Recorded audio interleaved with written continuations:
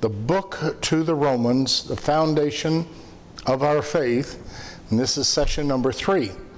We have worked partway through chapter 2, and we're picking up at verse 28, and we will join Paul the Apostle's thought process, and we will go as quickly as we can to cover this very important material.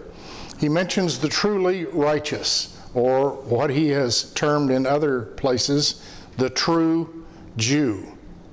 The true Jew. We will reflect back to a previously written epistle from the Apostle Paul in Galatians chapter 3, where he tells us, be advised to follow your father Abraham. This is the explanation in Galatians chapter 3, and he comes up with a powerful illustration dealing with Abraham becoming a true Jew. He was not born a true Jew. He was not born naturally a Jew. He lived before the law of Moses.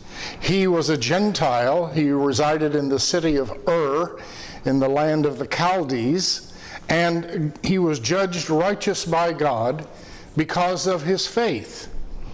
This is an absolute breakthrough illustration for Paul to use, dealing with a Gentile that can become righteous before God, somewhat unheard of in some sections.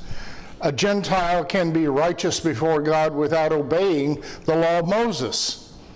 Now that is a tidal wave in some areas as well, and a Gentile can be righteous before God without becoming or converting to be a Jew first. Because that was one of the other first century responses to this dilemma. Well, those of you that are outside the ark of safety, that would be all the Gentiles, the dogs as they called them then and now, you have to convert, stand in this number 2 wash tub, kind of, and be baptized into this faith and this family. Paul's saying you don't have to do that. You can if you want to, but it doesn't get you any extra credit toward anything. It just makes you feel better about yourself. How can this happen? Well, in verses 7, 8, and 9, and again in Galatians chapter 3, by sharing in Abraham's faith in God.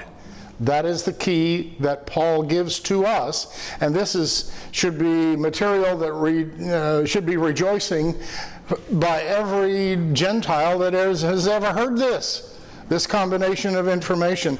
All that have faith in God as Abraham did, he says, are the real children of Abraham, the real sons, the real daughters of Abraham, the true Jew, according to the Apostle Paul and his terminology and the way he defines it. However, Jesus taught and concurred with this position. It's recorded in a very brief encounter in John chapter 8, specifically verse 39, a revealing conversation about Abraham. As Jesus was teaching, the Pharisees come to him in that, and of course they do it in public, they do it with great pride, they do it to show him up as a teacher of the law, and they say with their chest out and their chin up, we have Abraham as our father. And you know what the implication is. And you don't. We do. We have Abraham as our father, and we up here, in this select circle, this little elite clique that we have fashioned for ourselves, Jesus responded, I'm not sure they got it, but he uses the word if. If you were Abraham's children, if. So he's casting doubt on their claim already in the first phrase. If you were Abraham's children, you would be doing the work of Abraham. And obviously they were not. At first, children are identified by with their parents with similar appearance, but as they mature, it's not so much appearance, but it's the behavior and the character that becomes the identifier. And I think in a maybe not so tight way, but a loose way, that's very much ours as well. We may look similar, but later the character and the identifying traits of who we are begin to show who we really are. Here's the phrase that's borrowed from the Old Testament prophet Habakkuk. The just, or the righteous, shall live by faith. Wow. Now that's a bombshell. That's a big statement from an Old Testament prophet, and the original quotation is from Habakkuk 2:4, but it's also quoted in Romans 1:17 and also in Hebrews 10:38.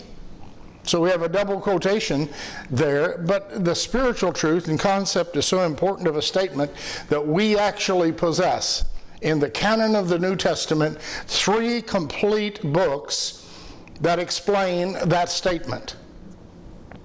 These 3 books are dedicated to explaining that statement and the background and the meaning and the impact to us.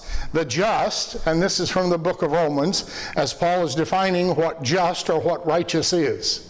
What is a righteous person?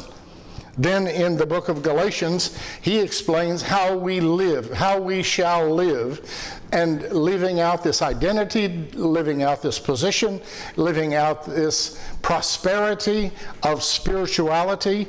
And then in the book of Hebrews, we have the illustration at length by faith. Just people, righteous people live by faith, not by sight. So let's go back to Romans 2, and we've got in verse 29, how is this circumcision of heart, which is Paul's reference now, accomplished? Well, of course, it's by the Spirit and not by the letter, or, of course, not by any kind of physical handiwork at all. The circumcision deals not only with the sign that the covenant is in order and is active, but it applies to people of all ages, and it applies to all genders. Because this is not a physical thing that was signified in the Old Testament. The true Jew has an inward condition of the heart that has been changed.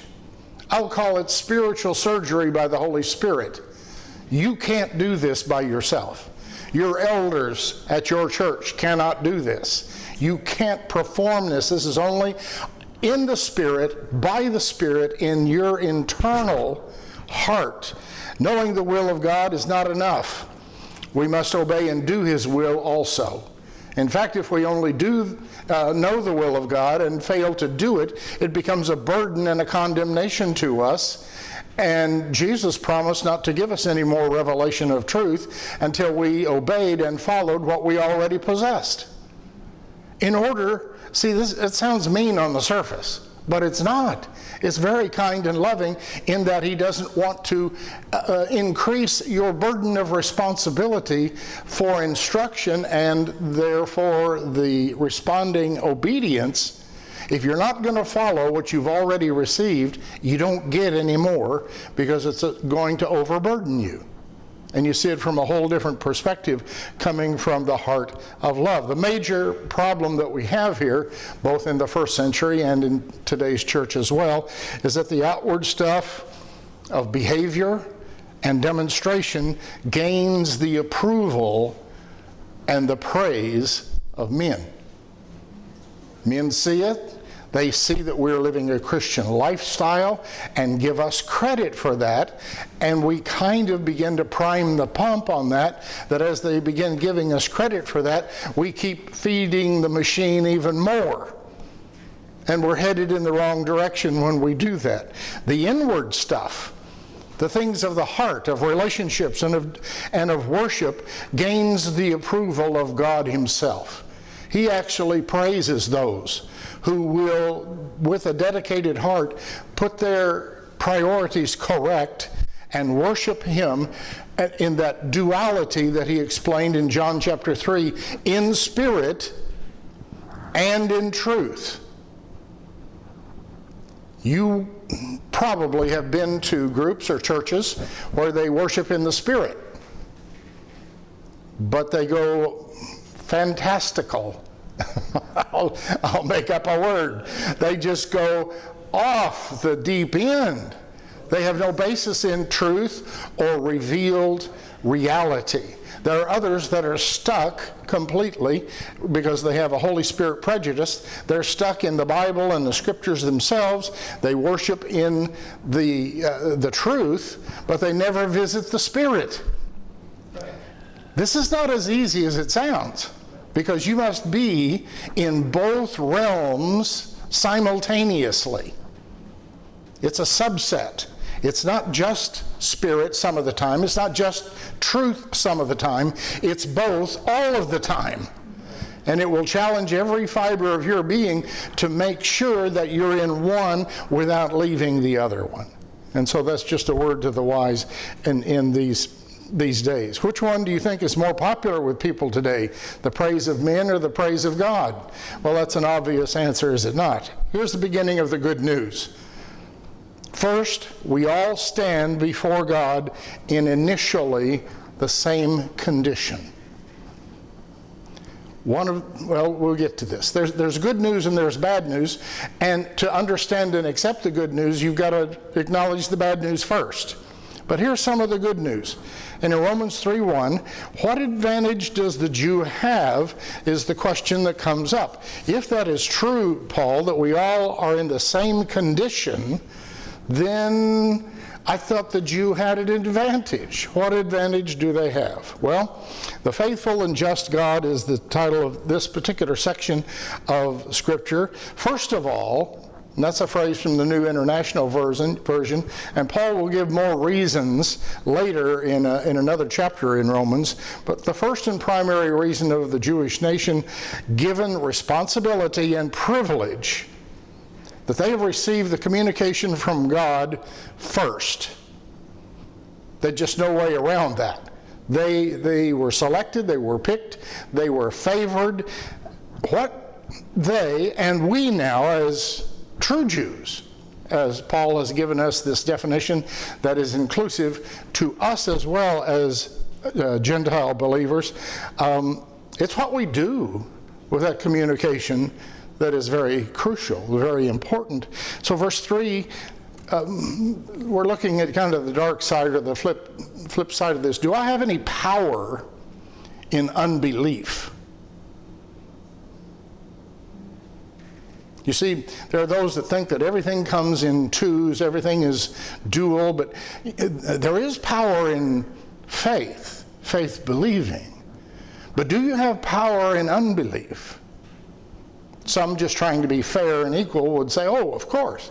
But no, we really don't. A popular theory is if I do not accept or believe in God, then he has no effect. Then he has no son. Then there is no message called the gospel. He's not the one speaking to my heart, because I do not believe, he simply ceases to exist. And in their world, that's a true statement. They don't accept him, except there's no power in that unbelief that they have erased him from their world, but he's still there. They are only wanting and wishing and hoping they could erase God from their world, but the power of their unbelief is nil. It's just nothing. Romans 3:4 has as a phrase, no way, Paul says. May it never be, or God forbid. This is a common idiom in first century Hebrew. God is the just and faithful one, even if every person fails. He is still the faithful and the true one. May it never be even thought of that there would be something that you could have power in your unbelief to literally undo the things that God has done or make God completely go away. Paul is responding to Jewish critics in Rome in verses 5 through 8. They were stating these things. First, that Paul was afraid to come to Rome and present the gospel of Jesus Christ there. I'm not sure what their reasoning might be. It was kind of a dangerous place. He could get arrested, or at least it would reflect upon his citizenship. Second, Paul is now reported to be teaching that the end justifies the means. That's what they're accusing him of. This is something that we have to do in biblical study in reverse engineering. Paul is giving the response and the answer, and we have to figure out what the question is, or the condition is, or what he's dealing with. And he is accused of this fallacy that's been taught certainly in political arenas for centuries and in theological schools for the last 100 years or so. That the end justifies the means, and the theology of the argument develops this way on our side. That the grace of God comes upon sin. True. Sin is necessary for grace to be imparted. True. Therefore, here's the untrue part. Sin is good in that it brings about a higher good. You may remember Rasputin, the spiritual advisor, kind of a self-made Russian Orthodox priest who was a spiritual advisor to the last of the czars of Russia. And he spoke of the sweetness of the grace because of abundant sin, and came out and said it. Therefore, we need to be sinning more so that grace can come more. And he's absolutely, completely wrong.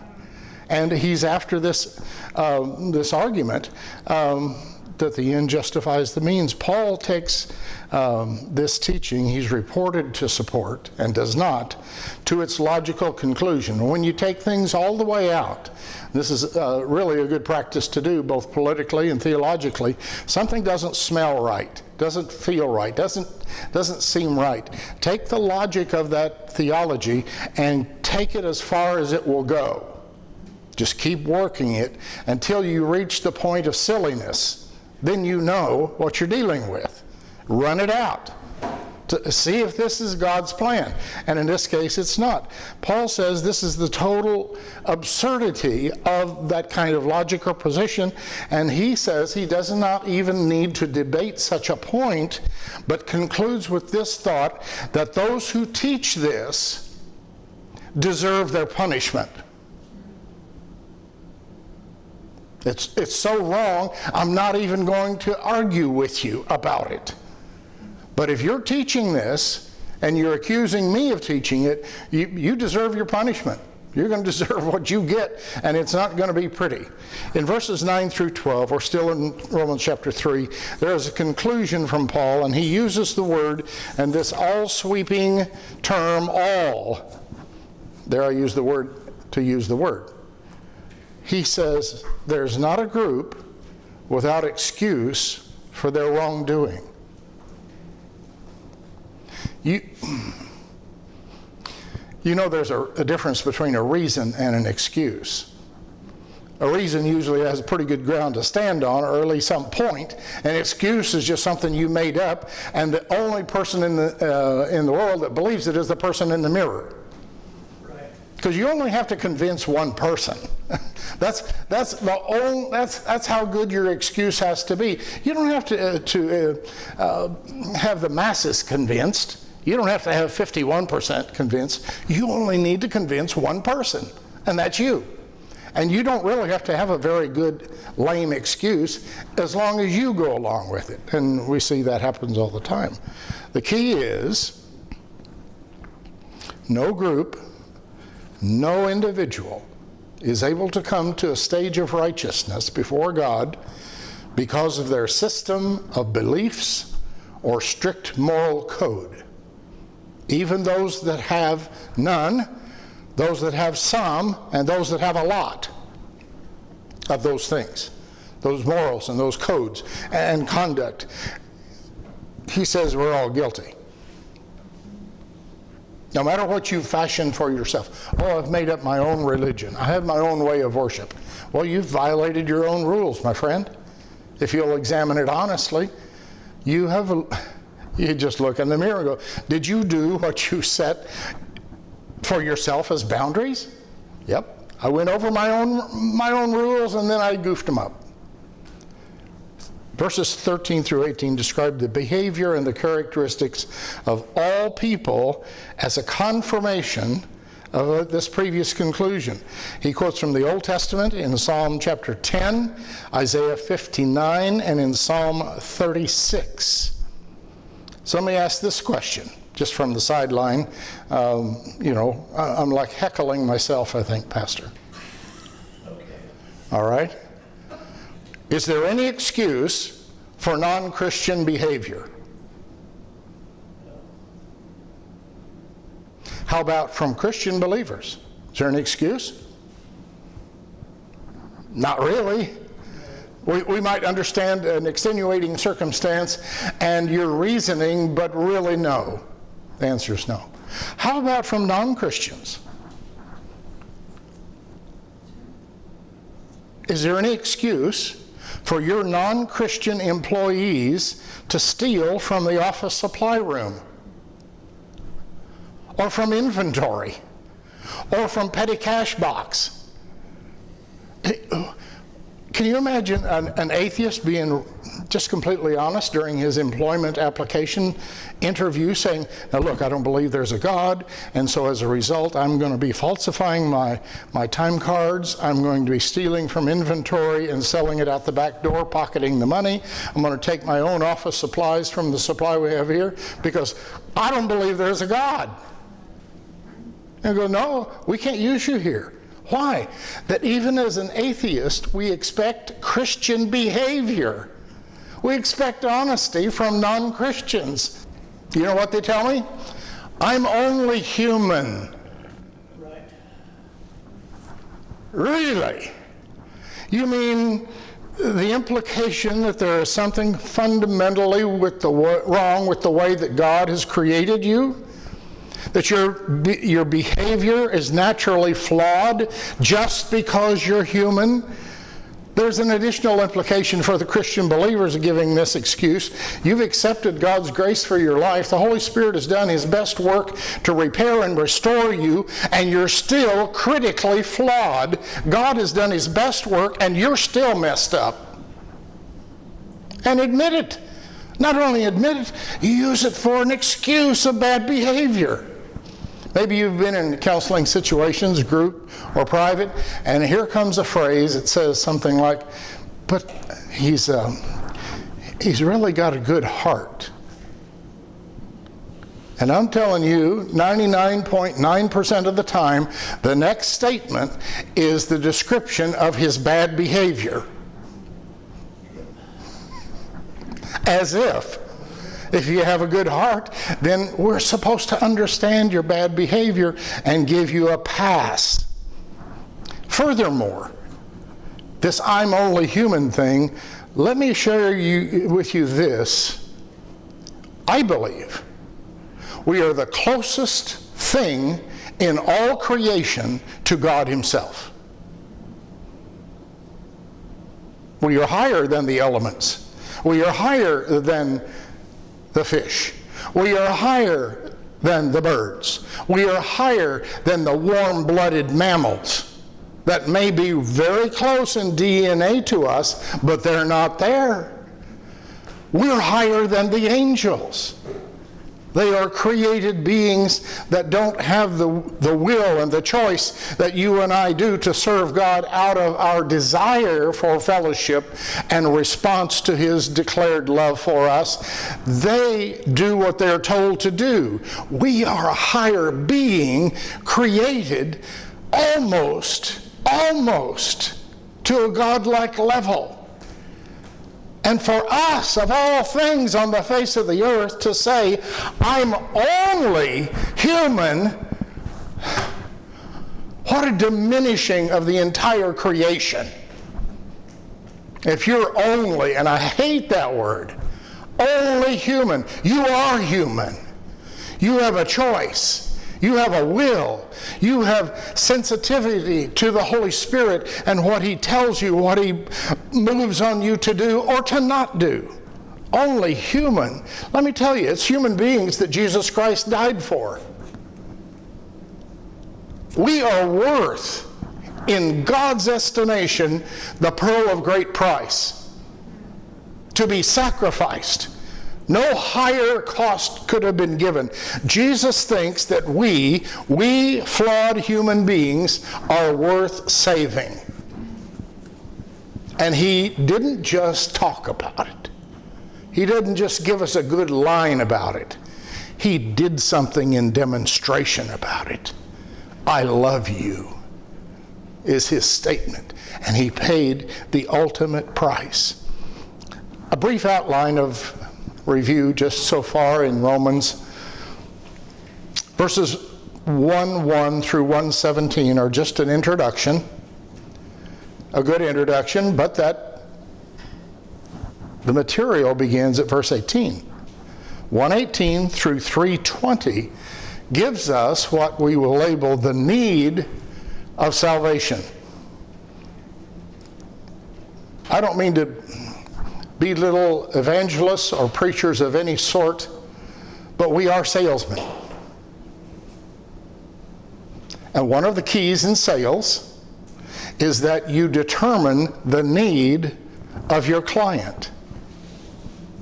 You find out what they need, and then a normal fleshly salesman would fill the need. They need a new copier in their office. You provide the copier, and you arrange the financing and the toner and the delivery and all that. But you find out the need. Here we have Paul stating the need of salvation in every single person on this earth. They have this need, and we have, in essence, the product. We are to bring it to them. As you see in the next section from 3:21 to 5:21, we now have what's called the way of salvation. This is how the mechanics of salvation are dispersed and dispensed and given to an individual. In verses 19 and 20, we see that the law of Moses has some power, but the power is in diagnosis. It can determine sin, but it cannot cure it.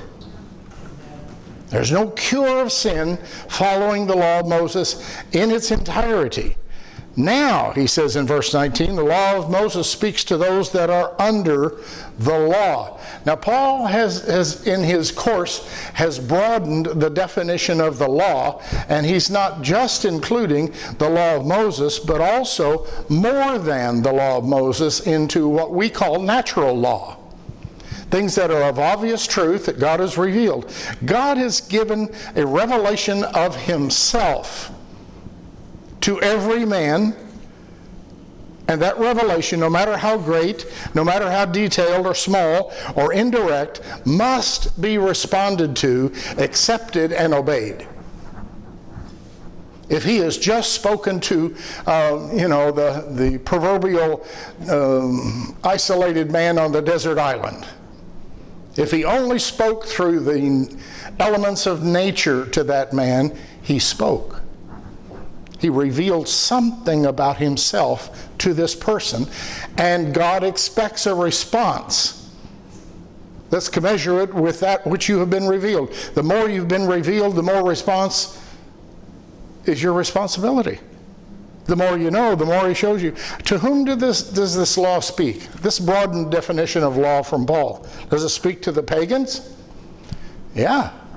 Does it speak to the heathen? Clearly. Does it speak to the barbarians? Absolutely. They have a sensitivity, each and every single one. No matter how dull it may be in some cases, they have a sensitivity to the revelation of God, and they are capable of receiving it. God has also revealed himself to the self-righteous man, the moral man. That's another term for the same category. And he's also revealed himself to the religious man, the Jew. He's at the top of the heap, so to speak. But why is it necessary to make this point? Because Paul is putting all three of these great categories into one lump sum. Every single person has failed. Every single person has failed. So reason number one. And this one is a little bit fun. Maybe for me. We'll see if it's fun for you. That every mouth be closed. This is not shut up and sit down. That's not what this means. It means that every excuse, every position of opposition be silenced. You have no more to say. You've been silenced. How about I did not know? Closed. How about I did not accept? Closed. How about I don't have a Bible? Closed. How about I don't have any faith? Closed. How about I do not understand? Closed. I can't read the Bible without falling asleep. Closed. I refuse to believe in your God. Closed. Every one of those mouths are now closed by the 3 chapters that we have reviewed. The proper presentation of this truth to the letter of Romans will shut every mouth of excuse and every mouth of opposition in the world, in the entire world. An individual still retains the choice to reject God's revelation of salvation, absolutely. This revelation only comes through the Son, Jesus Christ, but every reason, that is, every position that is reasonable and everything that would be called a sane objection used to reject him and his offer of salvation through Jesus Christ is now closed and removed. Now, the only cause left to reject Jesus Christ cannot be called a reason, because it is totally unreasonable to reject him. You can't use the word reason anymore. And the only thing left, taken to the extreme now, we do have a word for that choice and that situation, and it is called insanity. One of the things I must connect from these 3 chapters to 2 Thessalonians, there is a terrible condition that is described by Paul where God sends a delusion that they would believe a lie. Excuse me, the lie. How can we understand these? Well, I hate to even get into categories. This world today with people that are rejecting, they've believed a lie. In this case, it's the lie that I believe came from the Garden of Eden. You shall be as gods.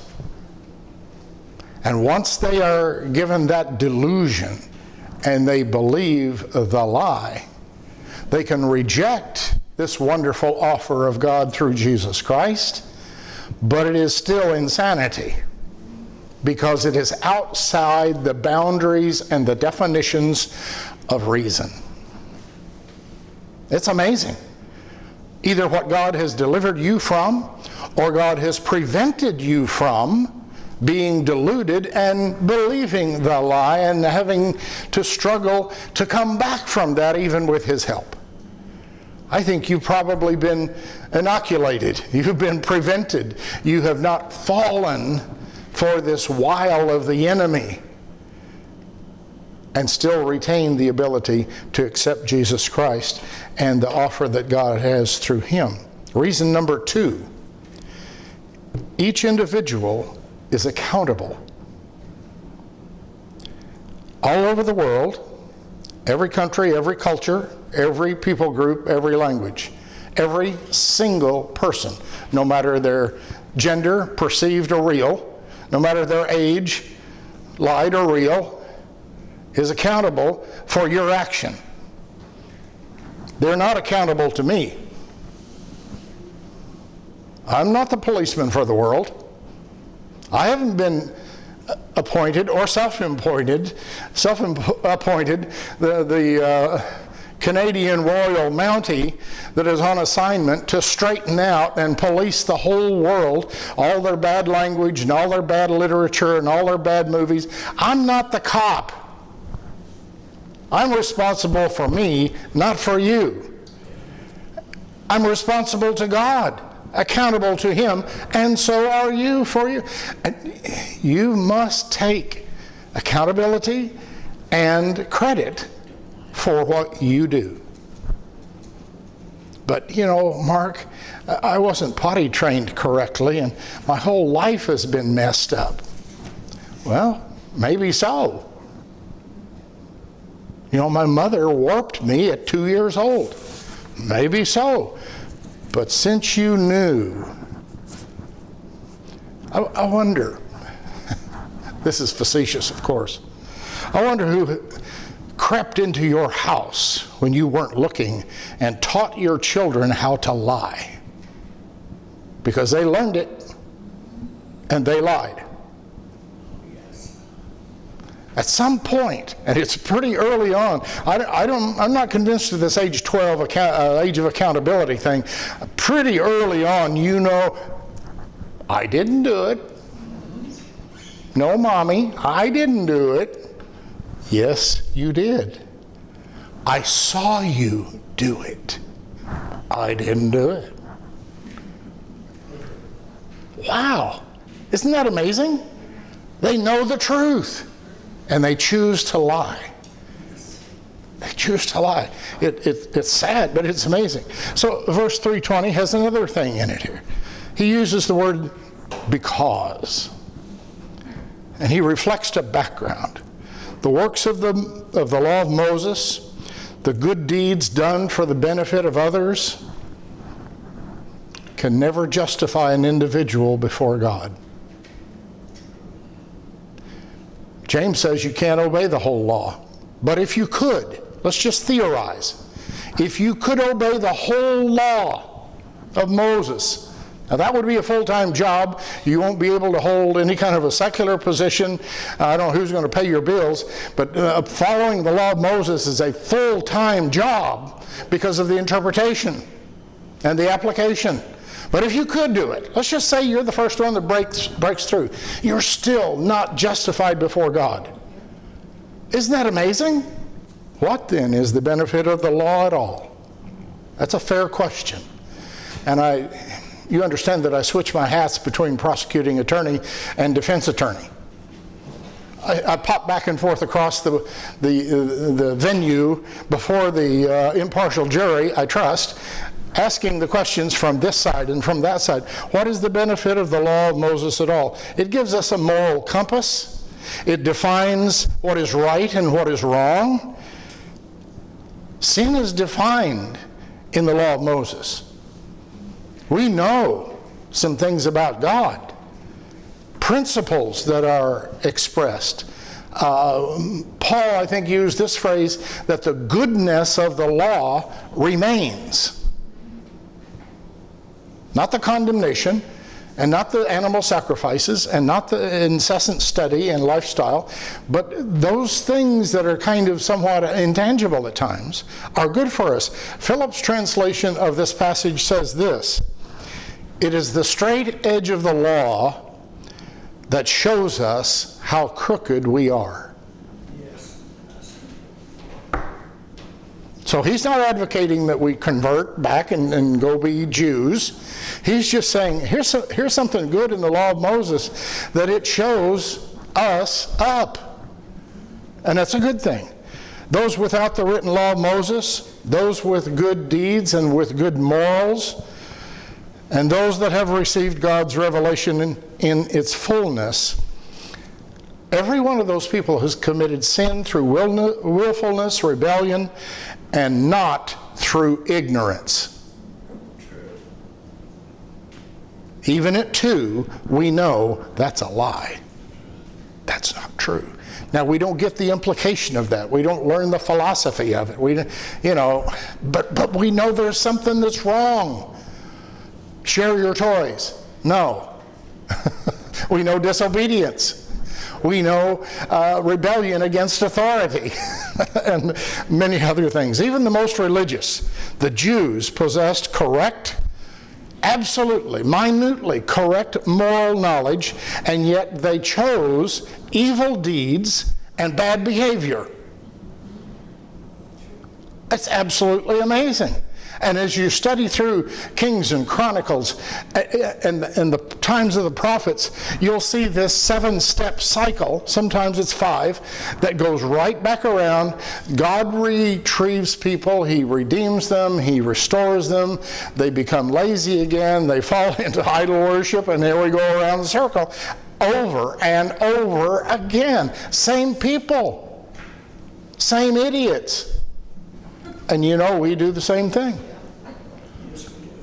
We can until we see that and break that terrible cycle of settling after revival and then getting lackadaisical again. Important points to establish in our belief. 1, it is I who has sinned. It's not my mommy's fault.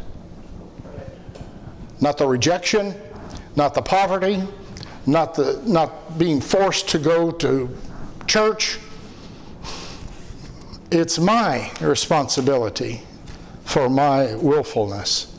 Whether I resisted the revelation of God through creation and the many signs around me, or if I violated the ideal moral code that I accepted, or one that I created for myself, even then, or as part of a religious group along the way that possessed clear revelation and understanding of the will of God, it remains me. I am the one who has sinned. And I stand guilty for that sinful behavior before God. I'm not responsible for the sins of others. Don't go there. I'm telling you, you don't share in that. And there's all kinds of problems theologically when you're responsible for the sins of other people. And you know, other people are not held accountable for the choices of my action either. I may affect them, that part is there, but they're not accountable. Paul's major conclusion is all are guilty. The barbarian, the pagan, and the heathen, guilty. The good ethics and good morals people, guilty. The religious and the knowledgeable group that have heard the discernment of the Holy Spirit and chose a different way, guilty. Each person in every culture and in every people group have been given a revelation of God according to Paul, and they have made a choice as to whether to seek and obey that revelation and truth revealed or to reject it. And that's the basis. This is a masterful legal presentation that Paul makes that no one has been able to effectively refute in 2,000 years. This is a gorgeous document between the brain of Paul and the Spirit of the living God. And what a combination those two have together. I want to pick somebody from a culture that I've dealt with many times. I've been 12 trips into Russia, and so I'm picking a Russian for personal reasons, but also because of who this man is. Ivan Turgenev. He's a Russian author. He's a famous atheist. He is a rationalist from the 1800s. Listen to what he says. Now, he's a bad man. Are you with me? Not because he's Russian, but because of the choices of philosophy and religion and morals that he has made in his own life. He says this, and I quote, "I do not know what the heart of a bad man is like, but I do know what the heart of a good man is like, and it is terrible."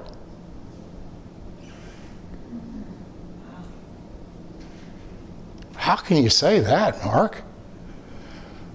Saul of Tarsus, a good, moral, religious, faithful to the ultimate. And you know what God did? He saved him out of that good religious life. Yes. He wasn't a bad man. He wasn't an abuser. He wasn't a criminal. He didn't kill anybody personally. He didn't abuse his wife. He was a good man. And God says, you need salvation. Now that kind of breaks the crockery for some people, that Paul is a good man and needed to be saved from that. You need to be saved from religion. and get all that junk out of your life. All of it. Paul continues from this conclusion in 3:20, contains two important statements for it. Verse 3, chapter 20 is just amazing. Full obedience and strict compliance to the law of Moses will not bring the approval of God. That's rough. It is the law of Moses that brings sin to light and teaches us that we have sinned. If I had my little sign tonight, I'd put it over here on the wall. That sign would say wet paint. And you know what? There's this many here tonight. You know what's going to happen? Somebody's going to go over there and touch it. Now, if there's no sign, you won't give it another thought. That's what the law does. It brings sin to light. And it even makes it attractive in a weird, backwards kind of a way. Paul gives us now 4 special terms, theological terms, in the next few verses. And these are important to us. It's important that we accept them.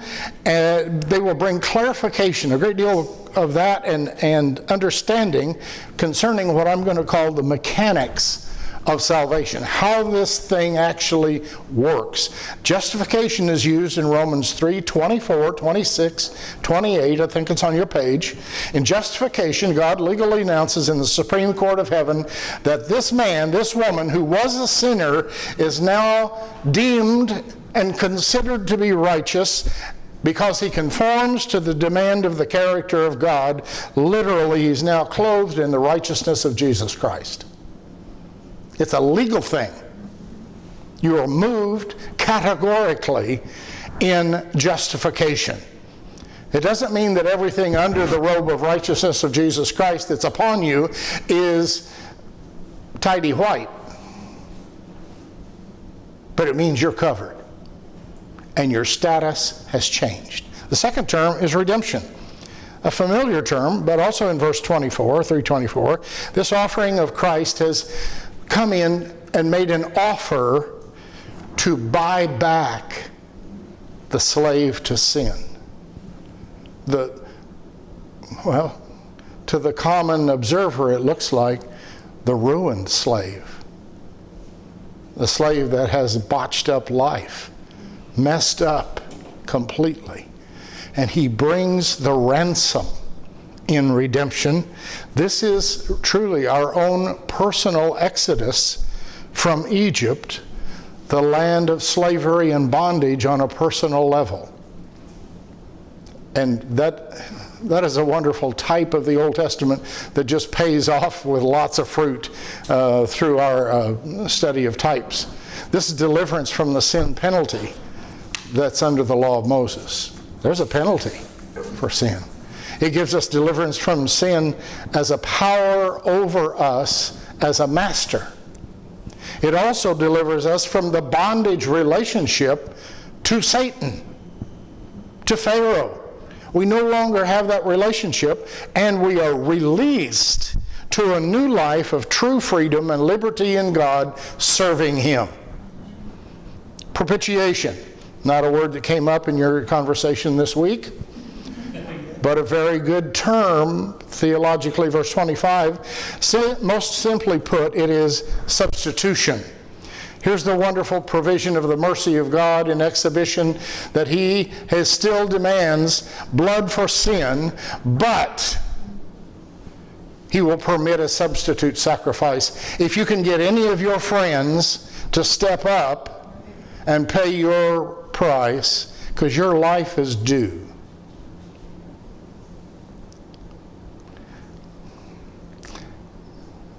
Check your list of people that would lend you some bail money. There is a few. All right? Now, let's shorten that list. Who would give you bail money as a gift? Now, here's the ultimate short list. Who would step into the jail cell and serve your time and pay your fine and let you go free. There's only one name on that short list, and it's Jesus Christ, the one who loves you more than your mother. He is the only one that will do this propitiation for you. But God permits it. Aren't you glad for that part of the mercy of God? Remission is in verse 25. This is a cancel or a pardon only made possible by the blood sacrifice of Jesus Christ. For more detailed information, see Leviticus 1 through 16, all 16 chapters, and also chapter 9 of the book of Hebrews. There are 10 occurrences of the word remission in the New Testament, and as expected, remission is always used with the word sins, never without. It's remission of sins. It's the cancel. It's the pardon that God has fashioned for sins. Now, you look at these four and you go, these kind of seem contradictory. Let me assure you they are not. On further study, you'll see they work together in great harmony as the team that explains and expands our knowledge of salvation and how it actually works. Verses 21 to 24, the righteousness of God, Paul starts with the words, but now. It's a transition point. It's kind of a connective tissue. We have read of sin, we've read of guilt, we've read of rejection of the revelation of God through Jesus Christ, but now we will read some of the sweetest words in all of Scripture. But now all are guilty before God, none is righteous in motive or deed, all mouths are shut regarding any self-defense. But now Paul turns the focus 180 degrees and gives an astounding piece of revelation, and he says this: there is a righteousness from God that is available to men from outside the law of Moses. Got any interested takers? It sounds like almost too good of a deal to be true. God has made a way. He has made a way for a man, a sinful man, a guilty man, to be made right and to be made holy before a just God. This is amazing. This is the biggest. This is bit by bit, detail by detail. We are describing the greatest miracle that ever happens on the face of this earth. To a human being. You can put all the healing stuff in a can. This is the big miracle in your life. Yes. Don't forget that. The way to get right with God and be right with God through believing in Jesus Christ is depending upon His fullness, His faithfulness to satisfy the demands that God has concerning sin. He hasn't changed the definition of sin. He hasn't lightened the penalty whatsoever. But He has made a way. It's amazing that He has made any way at all for us to be reclaimed, to be restored, to come back to essentially the Garden of Eden. To come back in full restoration of fellowship with God. There will be a tree in that holy city. And when you see it, you'll remember we've been restored. We've been on this long, ugly journey. And God, through His Son, has restored us. Jesus is the designated, acceptable substitute of the highest quality. So I'll now ask, would He do this for me? You see, in all this world that people strive for fairness, inclusiveness, and sameness, we don't have equal revelations of God. Nor will we on this earth. We have not sinned equally. But we are in equal need of His pardon. There we are equal. We stand equally guilty, and we have equal access to salvation. Let me be sarcastic for a moment. I know you'll be shocked.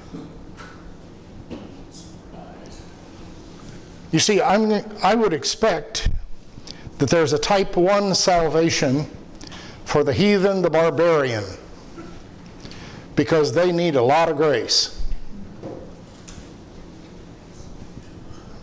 You can agree with me and it'll be all right. I see a type 2 salvation for good moral people who need some grace, but boy, they've really got it going on. They've got a good moral, life happening.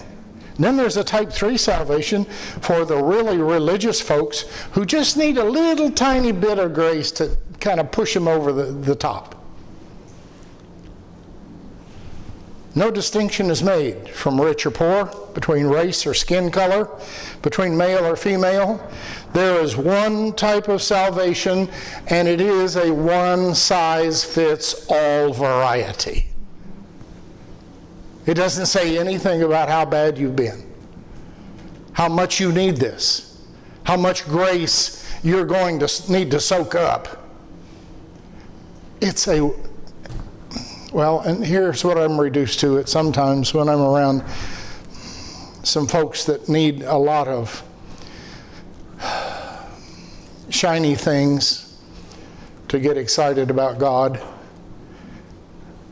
Why can we not get excited about plain old vanilla salvation? With no trinkets, with no shiny things, with no dress up, with nothing extra, just this plain one size fits all. Some might want to draw you into some kind of a discussion of who needs more forgiveness, who needs the comparison, I'll ask you. That's a waste of time. We all are equal. There's none of this. Well, he's a real bad sinner. I know you were a good sinner, right? You were one of those good sinners. This guy's a bad sinner. You know what I mean. He robs banks. He shoots people. There's a lot of violence in his family. He's a house painter by trade. Man, you know why he's an alcoholic. There's all kinds of drugs and self-abuse in his life. And the wild women, let me tell you the stories. But me, I was just late for class and threw spitballs in math class. That's all I did. Really?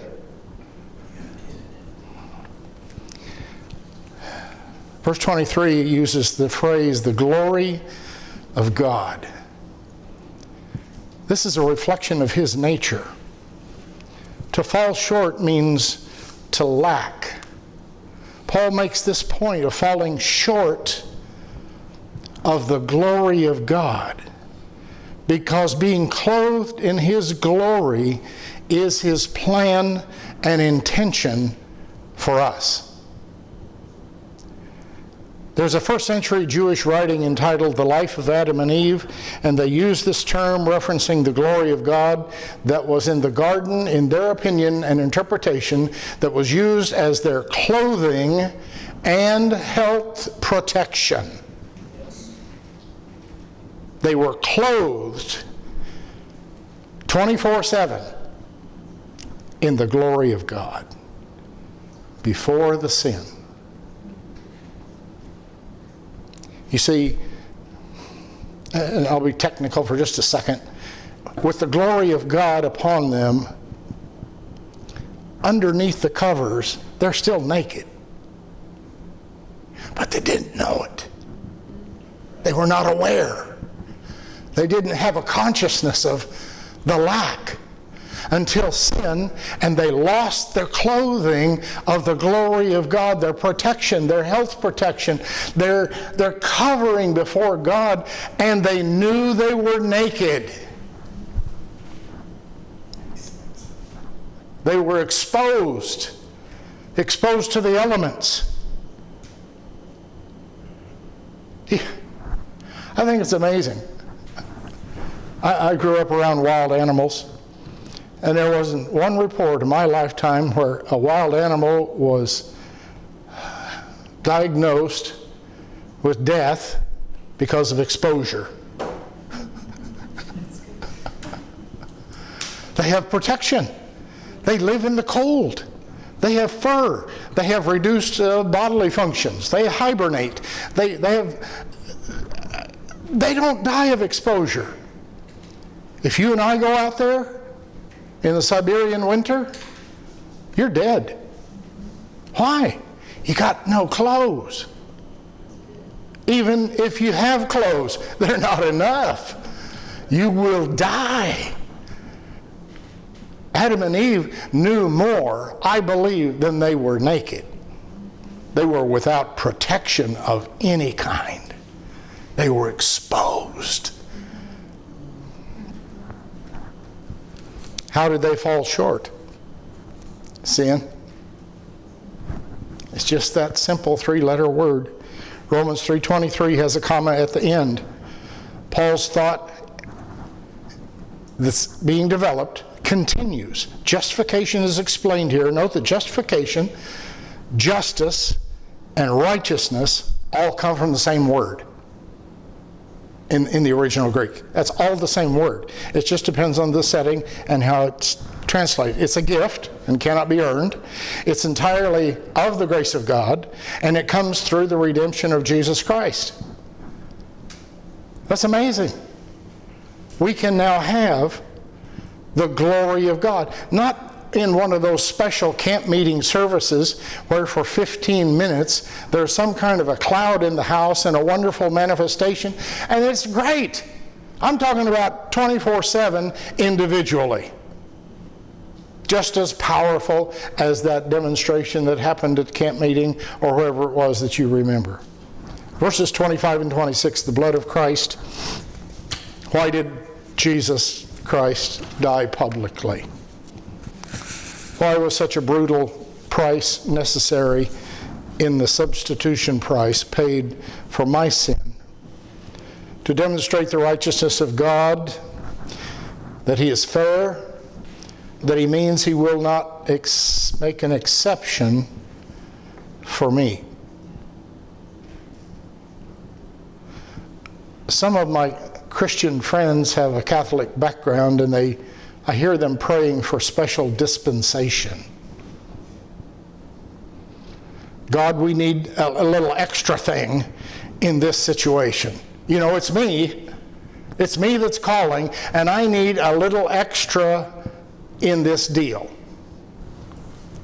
God can't give you a little extra. Did you know that? He loves us all the same, and He loves us to the absolute ultimate. He has given you everything, and you want a little extra? The universe falls apart if He treats you different or differently. He can't give you an exception, nor should He. Plain vanilla salvation is still pretty good. Oh, but I feel my need is extra. Well, that may be true. You may sense your need, and He's going, boy, hey, she woke up. You know, she gets the gravity of the seriousness of this situation. God takes sin very seriously. He takes the wickedness of sin very seriously. He takes the sin devastating effect upon people's lives seriously. Without the intervention of God in our life and the application by faith of that, we're going to live as damaged people. We may be redeemed, but there are some things that are deep, deep, deep injuries and bruising. He also takes very seriously how far He will go to effectively deal with sin. How far will He go to deal with that? What price will God pay to fix our lives and the damage of sin that has been to us? 2 Corinthians 5:21 says, God made Jesus, who had no sin, to be sin for us, so that in him we might be made the righteousness of God in him. That's how far God will go. That's how much he will pay. That's how much it takes to effectively deal with the ravages of sin. It's not just a rule being broken. We sin against God. We damage our relationship. We sin against ourselves, and we are hurt. And we damage others around us, our family and our friends, and all those relationships. This is massive for what we'd call one little thing. It's not little. Paul mentions now the law of faith in verses 27 through 31. This is not a law to follow that you can be proud of. You see, it's a humble route, for it specifically prevents us from gaining any credit of our salvation or good deeds, good motives, even though we trust, we believe, and we exercise our faith. Don't you dare take any credit. Here would be an illustration. You're drowning in the ocean, and there's only one lifeguard, both qualified and willing, to swim out to where you are beyond the breakers and save your sorry carcass. And he did. How much pride in your heart would it take for you to say, I have decided to accept the help of this lifeguard? Do you see what good judgment I must possess?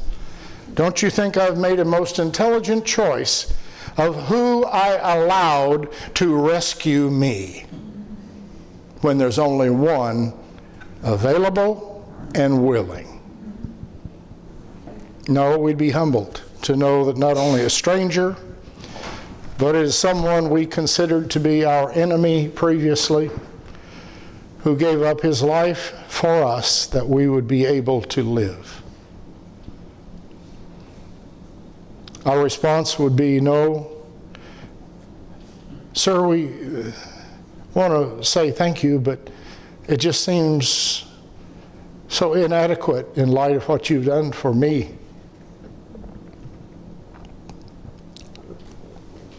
For my family. I truly owe you my life. You've given me my life back.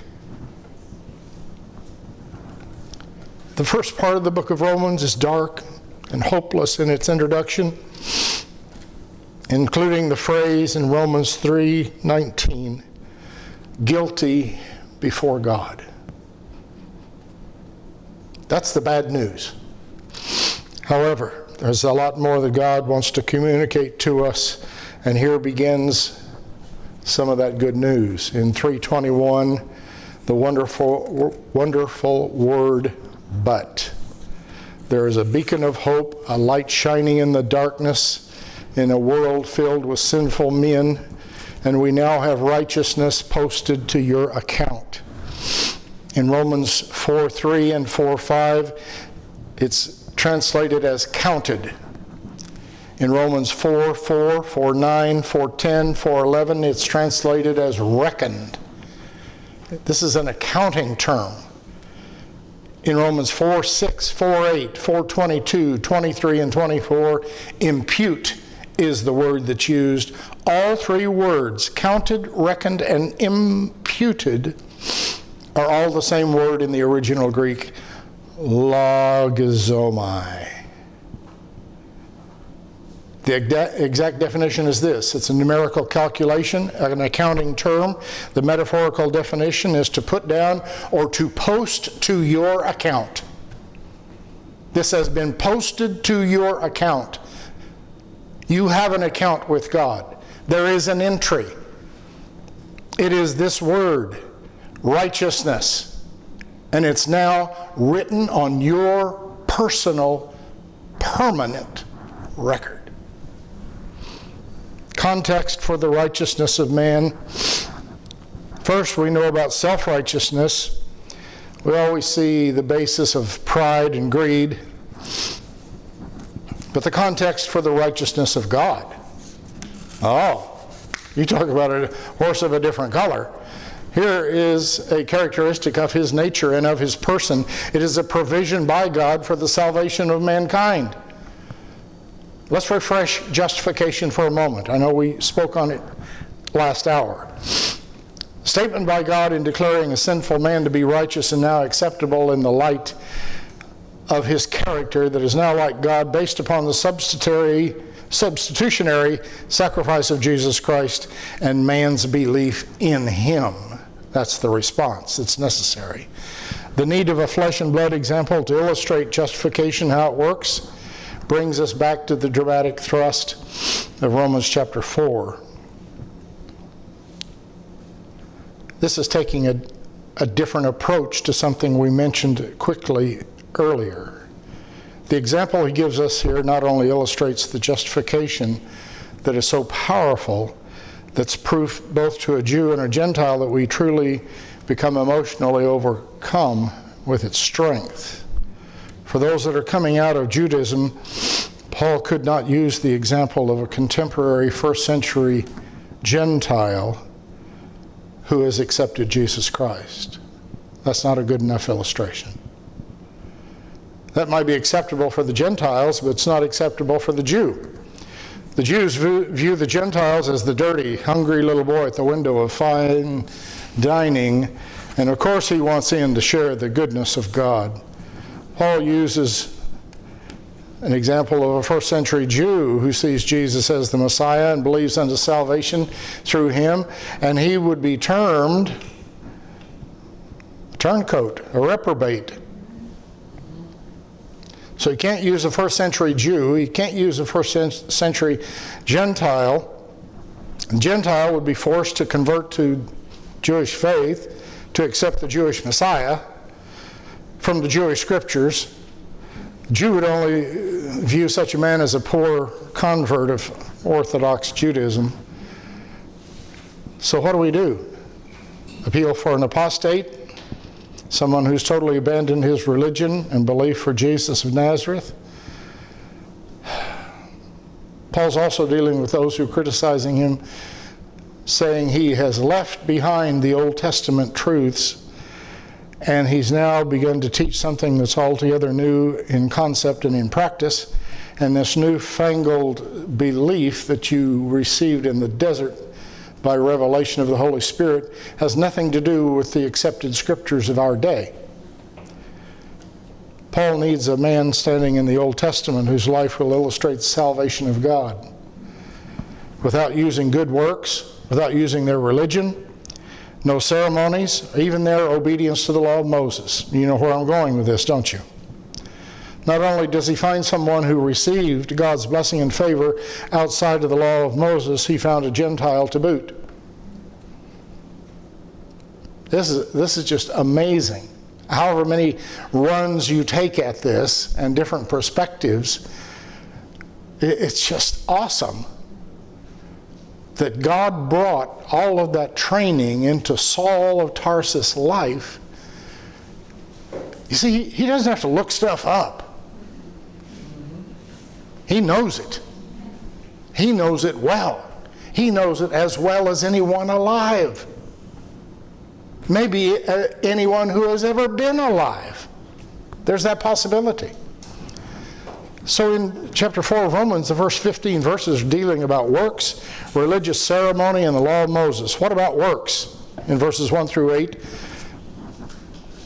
we all go all the way back to Genesis 15:6, and he believed in the Lord, and he counted it to him for righteousness. Should I deal with the pronouns here? And he, Abraham, believed in the Lord, and he, the Lord, counted it to him, Abraham, for righteousness. Not by religious rite or ritual. The circumcision of Abraham came after he had received God's righteousness. The circumcision was only a sign of the covenant being active. It wasn't the covenant itself. And you could have the sign of the covenant without having the covenant. Oh boy, and there's a loophole that whole groups of people have jumped through. They have the symbol. They have the sign of the covenant, but they don't have the covenant.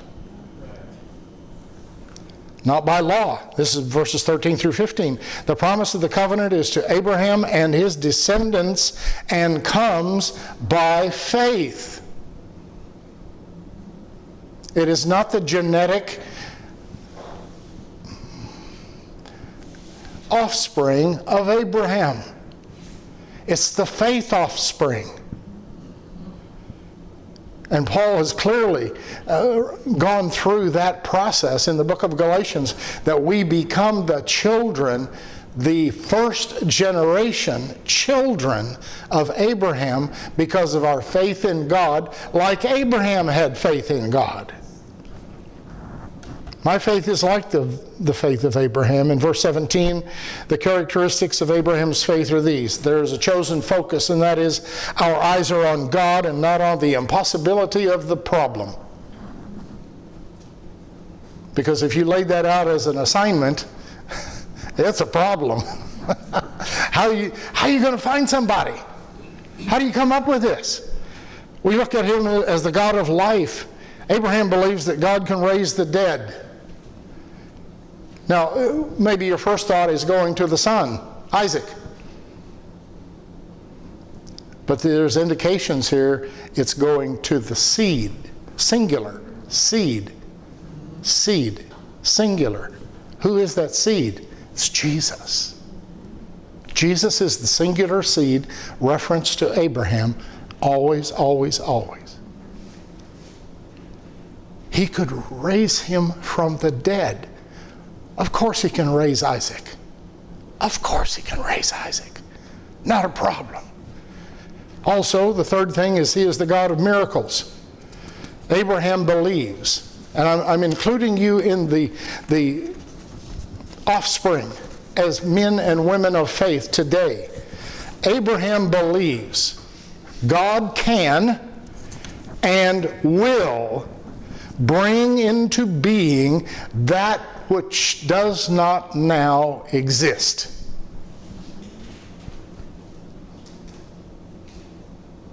And so do you. And we identify with the man Abraham, with his faith, with his activities, but now by the particular characteristics at the detail level. You know, God sometimes speaks of future events in past tense, because in his book, they're done. They're done. Let's go on to the next page. Oh, you're talking about that? Well, it hasn't happened yet. Yeah, but it will. That one is put to bed. We just are lacking the manifestation. And that's a good separation for us to see today. God gives us a word, and it resonates. It finds a place in our heart where there's good soil. And sometimes we choose to doubt because we haven't seen the manifestation. It takes time. So, well, I'm ready. What's he waiting on? Well, there are other people that he has to put in position. You know, we've got to change the heart of Pharaoh. We have to change the heart of King Artaxerxes to give favor to Nehemiah. Nehemiah is in the blocks on the track waiting for the gun to sound, and Artaxerxes is not there yet. And God works his heart. Nehemiah, stay ready, because I'm coming. I'm not trying to be slow, but there are other people involved here that we have to bring up, for example. The promise to Joshua in chapter 5 is another wonderful example. You see, as a gift, this was the night before the march, or what the song calls the battle. There wasn't much battle to it, was there? But the night before the event, God says, I'm going to give you a gift, and that is the victory over the city. of Jericho. I'm giving it to you now. You have it. Now, go watch the manifestation. Go out and see the goodness of our God coming upon us. You've got it in your heart. It's in my book. It's written. The book is closed.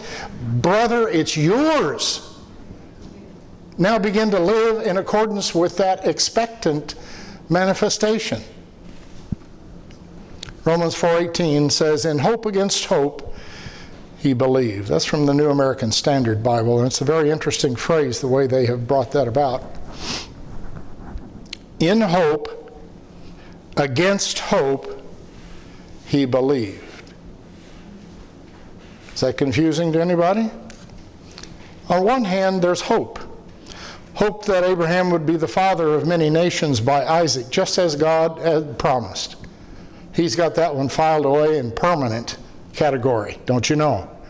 But hope, on the other hand, in the character and the nature and the judgment of God, who said to him, sacrifice to me your only son, the one you love, the son of promise, the son of laughter, give Isaac to me. That's a different kind of hope. That's a different hope. Now we're hoping in the character of God to be a God of his word. Wait a minute. You want me to kill the seed of many nations? The human brain is amazing, isn't it?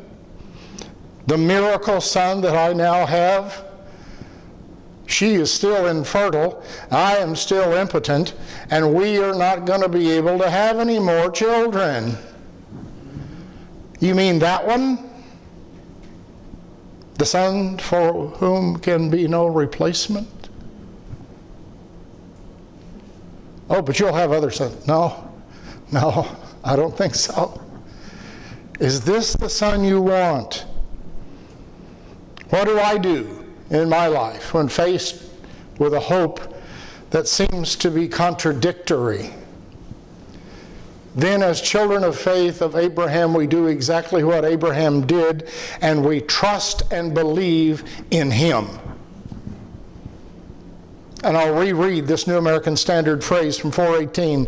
In hope against hope, he believed. There's 3 parts in there. And you understand and you've experienced that very thing. Not exactly the way Abraham and Isaac did, but you've had hope against hope. How can this happen? God, you've blessed me with this money for this purpose, and now you're telling me to give that money somewhere else, and this need still exists. And are you sure? Are you sure? Verse 20 says, 14 years of waiting made the faith of Abraham strong. Well, that hasn't been my experience, Mark. Over the course of 14 years, my faith gets weak. Well, let me give you an example from your own life. Each one of you here tonight believe that Jesus Christ is coming to this earth, physically, bodily, and every eye shall see, and every knee shall bow, and every tongue will confess. You believe that? He's coming. He's really coming. But he didn't come today. Does your faith in that fact diminish? Not at all. In fact, when you flip this over this way and say, look, we are closer to the second coming by one more day than any person has ever been in the history of the earth.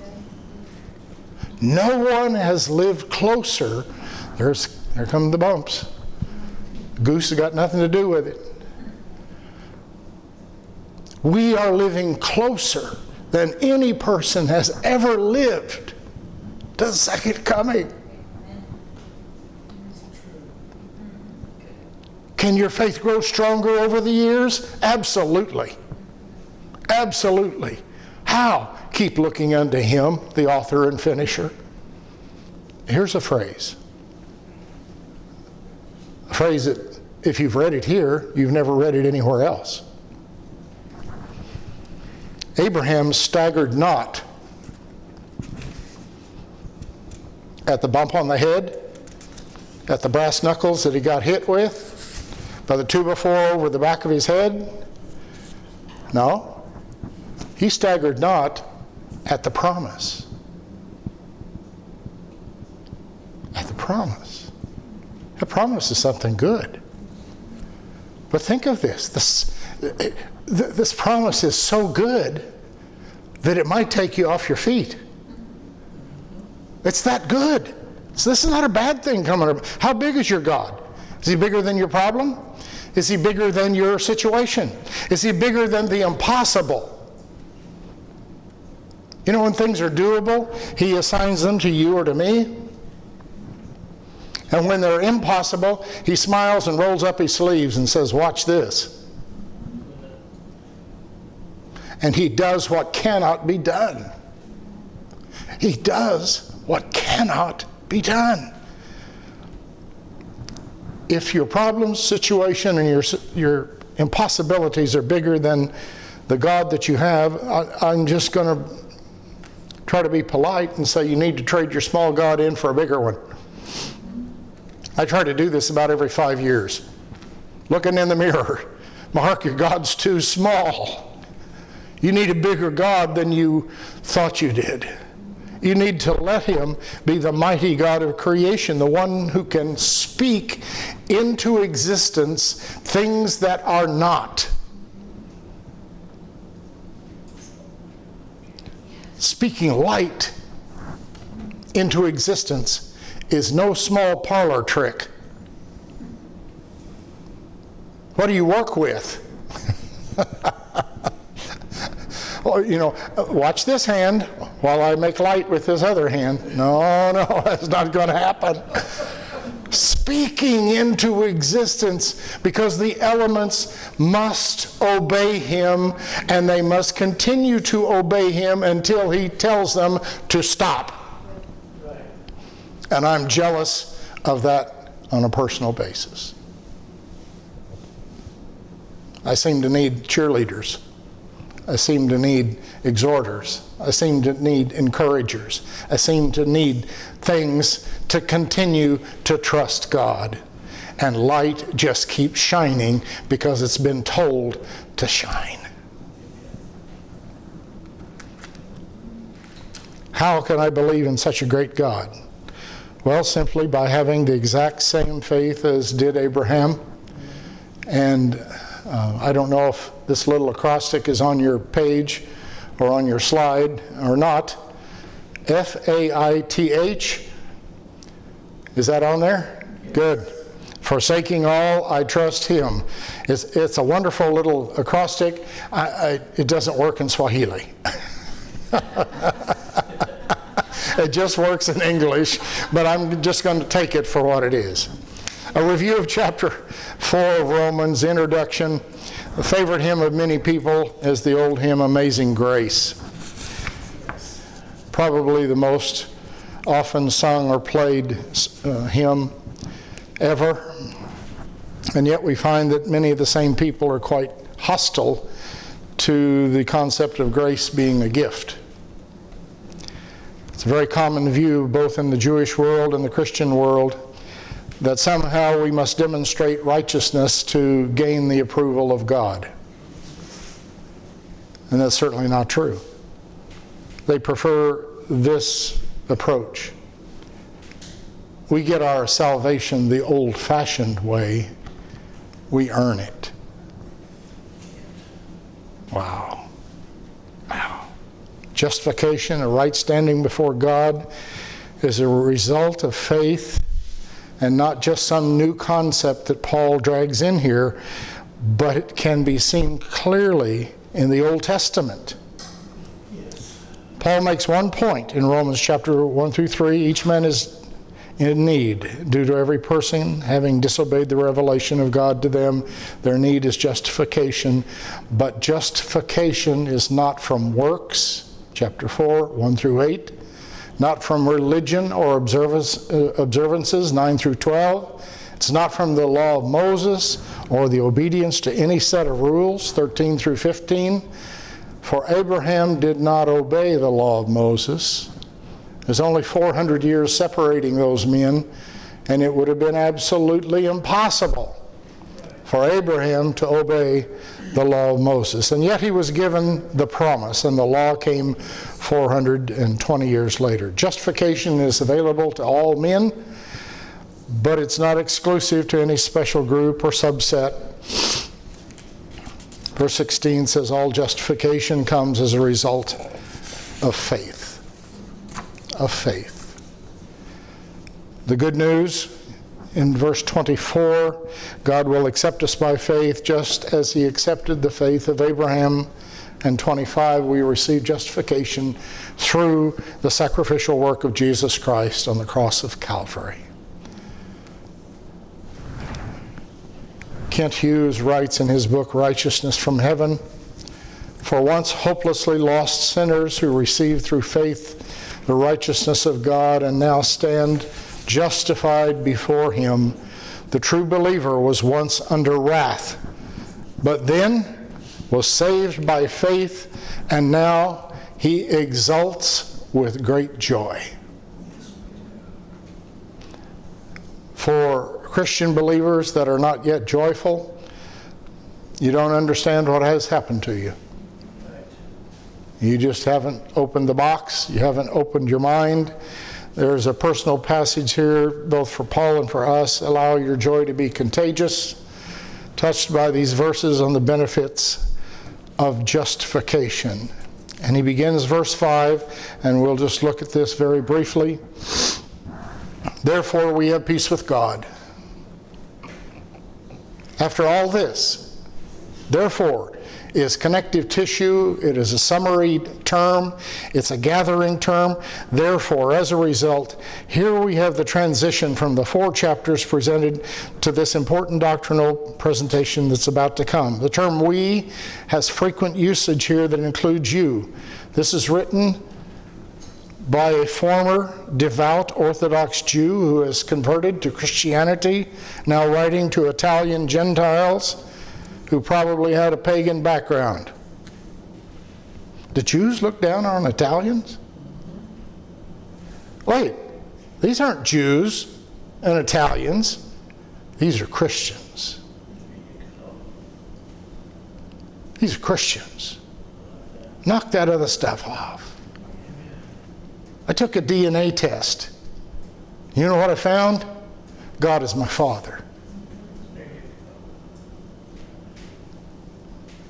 Drop these divisive terms. Yes. Drop them.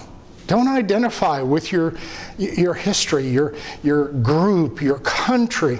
Drop them. We're Christians. It's a new culture. It's a new citizenship.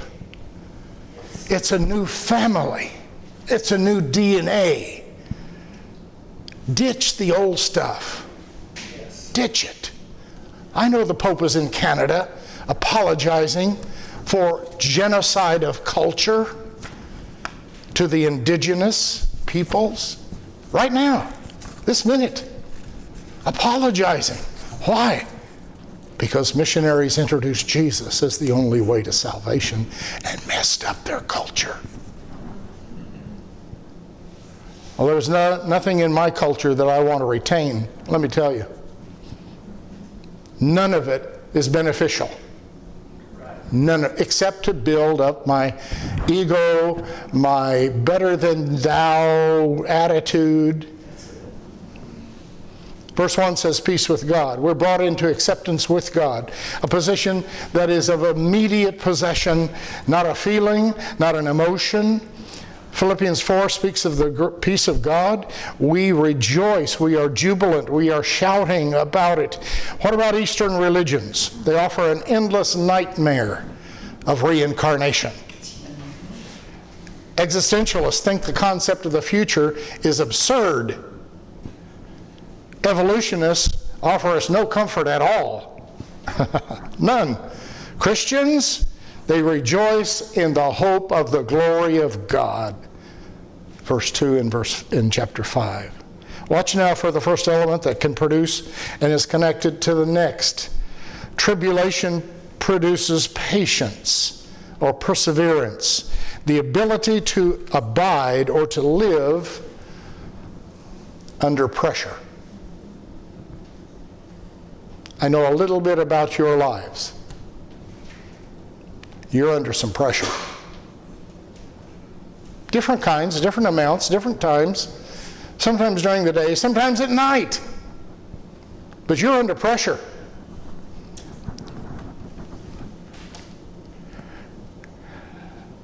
There's a patience that's going to be produced as you continue. Tribulation can result in bitterness and failure to trust God, or with that trust that God expects from us, an endurance is gained. Patience then produces experience, a test of possessing sterling character, and it's proof. Proof becomes experience that produces hope. Why? Because God has seen us through one more time again, just like we knew He would. He hasn't brought us this far to dump us in the desert. He has not brought us this far without a purpose, a plan, the provision, and the protection. This hope, and here Paul uses this famous double negative for a very real purpose, causes us to be not ashamed. So he doesn't want to use the word proud for all the wrong reasons, but not ashamed. We're not ashamed. Are you kidding? Remember chapter 1, not ashamed of the gospel of Jesus Christ that transforms a person into something brand new. Not ashamed of the gospel. I'm shocked he's not ashamed of me. The fruit of the process: tribulation, patience, experience, hope. Let me dash through these 3 verses quickly and I'll close. Romans 5:1, peace with God. Verse 2, access to this grace in which we stand. Access is literally an introduction, gaining an audience with the king, or to put it in legal terms, a friend of the court. You go in with an overwhelming influence factor. And then we come to verse 2, rejoicing in the hope of the glory of God. And verse 3 says, rejoicing in tribulation. Rejoicing in tribulation. Why? Because we know what it produces in its chain cycle. We know that that's the first step. And things are going to turn better and better and better. Hang on. Hang on. God is forming something amazing, miraculous, astounding. He's going to make you look like a genius to your neighbors and to your family. Because of what develops in your life, because of your priorities and your dedication, and how God is going to manifest Himself through you. And so, by verse 3, you're going to rejoice in tribulation. You can just go ahead and start now. You don't have to wait. You don't have to wait till the process unfolds. You can just go ahead now because you know what's coming. And you know God is faithful and that He will protect His name and His provision in your life to the end.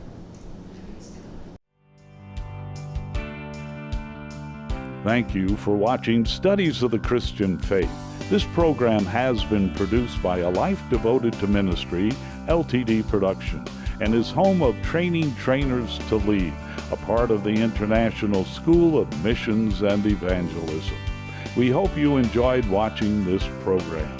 For more information or to support our ministry, please visit ldtms.org.